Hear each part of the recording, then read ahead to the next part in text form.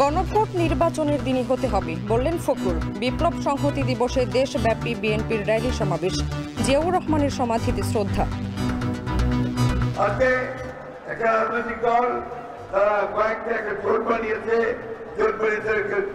চাপ সৃষ্টি করছে বিভিন্ন ভাবে যে নির্বাচনের আগেই গণভোট হতে হবে। এই সমস্ত অপকর্ম বাদ দেন, বিগত দিনের ইতিহাস দেখে নিন, আপনার ক্ষমা চান। গণভোট যদি জাতীয় নির্বাচন আগে হয় তাহলে 80% লোক রিফর্ম সংস্কারের পক্ষে ভোট দিবে। নির্বাচনের আগে গণভোট হলে 80% মানুষই সংস্কারের পক্ষে থাকবে, মন্তব্য আব্দুল্লাহ তাহেরের। নেতৃত্বের জন্য তরুণদের প্রস্তুতির আহ্বান আমিরের।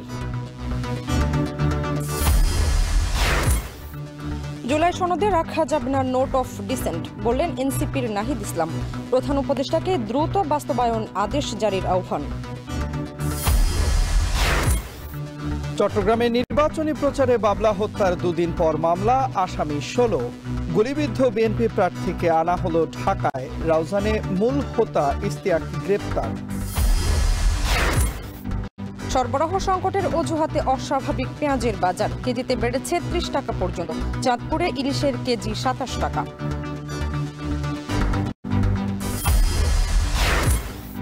এবং নির্বাচক মঞ্জুর বিরুদ্ধে জাহানারার যৌন নিপীড়নের অভিযোগ তদন্তে বিসিবি, সুষ্ঠু বিচার না হলে নারী ক্রিকেট হুমকির মুখে পড়বে মত সাবেকদের।